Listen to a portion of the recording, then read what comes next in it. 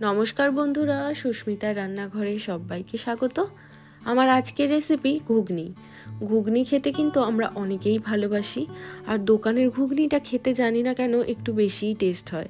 But দোকানের মতো করে আমি আজকে বাড়িতেই বানাবো। আমার এই রেসিপিটা ফলো করে দেখবে, তোমাদেরও কিন্তু আশা করব ভালো লাগবে।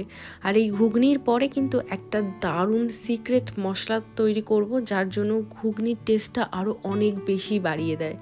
তাহলে চলো আর কথা না বাড়িয়ে ঘুগনির রেসিপিটা দেখে নেওয়া যাক। তো ঘুগনি বানানোর জন্য এখানে আমি নিয়ে নিয়েছি মটরটাকে আমি আগের দিন রাত্রেবেলা জল দিয়ে ভালো করে ভিজিয়ে রেখেছিলাম। আর এখানে আমি 1 কাপ মটর নিয়েছি। তো ওভারনাইট ভিজিয়ে রাখলে মটরটা ভালোভাবে ভেজে আর সেটা ভালোভাবে সেদ্ধও হয়। আর নিয়ে নিয়েছি এখানে আমি একটা আলু একটু বড় বড় টুকরো করে কেটে নিয়েছি, কারণ আলু ছাড়া ঘুগনি কিন্তু একদম ইনকমপ্লিট। এবার একটা প্রেসার কুকারের মধ্যে আমি মটরটা দিয়ে দেব।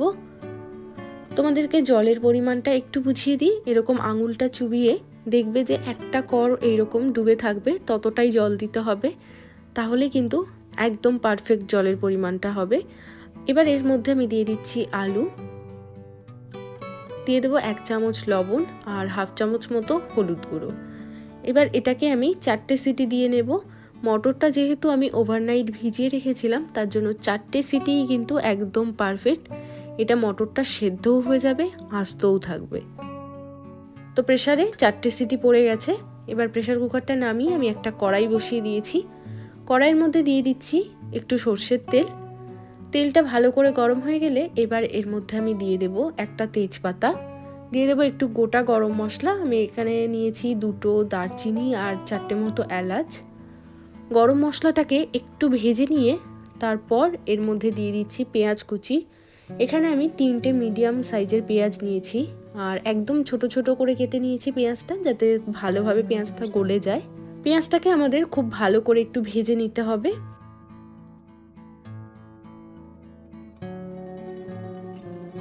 তো দেখো, পেঁয়াজটাকে মোটামুটি 3-4 মিনিট মতো আমি ভেজে নিয়েছি। এবার এর মধ্যে দিয়ে দিচ্ছি টমেটো কুচি, আর তার সাথেই দিয়ে দেব একটু লবণ। আর এখানে আমি 2টো টমেটো নিয়েছি। টমেটোটা আর পেঁয়াজটাকে একটু ভালো করে ভেজে নেব। যতক্ষণ না পর্যন্ত টমেটোটা পুরো গলে যাচ্ছে, ততক্ষণ পর্যন্ত আমাদেরকে এটা ভেজে নিতে হবে। তো দেখো, পেঁয়াজ টমেটো কিন্তু এখানে ভালো করে ভাজা হয়ে গেছে।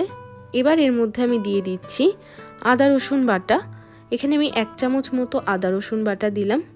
দিয়ে মশলাটাকে আমাদের একটু নাড়াচাড়া করে নিতে হবে, যাতে আদা রসুনের কাঁচা গন্ধটা চলে যায়। মোটামুটি 2-3 মিনিট পর এবার আমি এর মধ্যে দিয়ে দিচ্ছি 1/2 চামচ মতো হলুদ গুঁড়ো, 1 চামচ ধনের গুঁড়ো, 1 চামচ দিয়ে দিলাম জিরের গুঁড়ো, আর দিয়ে দিচ্ছি 1 চামচ কাশ্মীরি লঙ্কার গুঁড়ো। কাশ্মীরি লঙ্কার গুঁড়ো দিলে কালারটা কিন্তু দারুণ আসবে। আর আমি মশলাটাকে কষানোর সময় একটুখানি যে মটরটা সেদ্ধ করেছিলাম জলটা দিয়ে, সেই একটুখানি জল দিয়ে দেব। দিয়ে মশলাটাকে খুব ভালো করে কষিয়ে নেব। মশলাটাকে ভালো করে না কষালে কিন্তু ঘুগনির থেকে একটা কাঁচা মশলার গন্ধ বেরোবে, তো সেটা খেতে একদম ভালো লাগে না। তো মশলাটাকে কিন্তু আমাদেরকে খুব ভালো করে কষিয়ে নিতে হবে, যতক্ষণ না পুরো মশলার থেকে কাঁচা গন্ধটা চলে যাচ্ছে। মশলাটাকে 4-5 মিনিট মতো ভালোভাবে কষিয়ে নিয়ে এবার এর মধ্যে আমি সেদ্ধ করে রাখা আলু মটরটা দিয়ে দিচ্ছি, আর জলটা সমেত। যতটা জল নিয়েছিলাম ততটাই, আমি এক্সট্রা করে কিন্তু আর জল মেশাইনি। এবার এটাকে ঢাকা দিয়ে মোটামুটি 5-6 মিনিট মতো মিডিয়াম আঁচে রেখে দেব। যতক্ষণ আমাদের ঘুগনিটা সেদ্ধ হচ্ছে, ততক্ষণে আমি একটা সিক্রেট মশলা তৈরি করব। তো একটা কড়াইয়ের মধ্যে আমি নিয়ে নিচ্ছি 1 চামচ জিরে, 1 চামচ নিয়ে নেব গোটা ধনে, আর তার সাথে দিয়ে দিচ্ছি 2টো শুকনো লঙ্কা।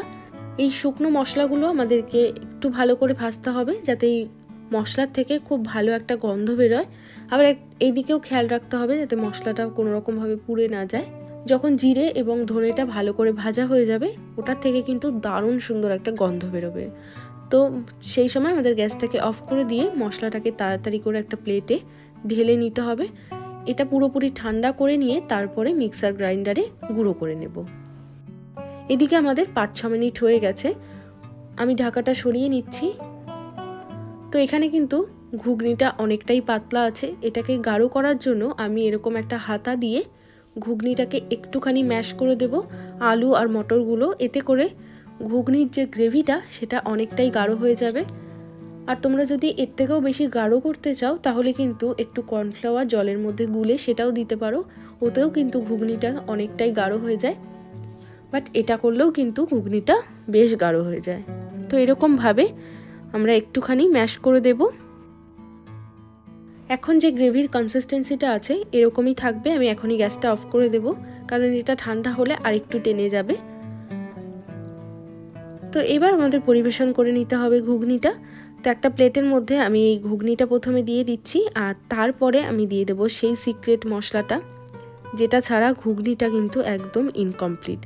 এই মশলাটা দিলে কিন্তু ঘুগনির টেস্টটা অনেক বেশি বাড়িয়ে দেয়। আর তার সাথে একটু পাতিলেবুর রস যদি দিয়ে দাও তাহলে তো আর কোনো কথাই নেই। আর একটু পেঁয়াজ কুচি, কাঁচা লঙ্কা কুচি, যার যেরকম ভালো লাগে সে সেরকমভাবে খেতে পারো। তো এইরকমভাবে বাড়িতে ঘুগনি বানিয়ে দেখতে পারো, দারুণ হয় খেতে। আর রেসিপিটা কিন্তু যদি ভালো লেগে থাকে একটা লাইক করতে ভুলবে না, চ্যানেলটিকে সাবস্ক্রাইব করে নেবে। সবাই ভালো থাকবে, আবারও চলে আসবো অন্য কোনো ভিডিওর সাথে। বাই।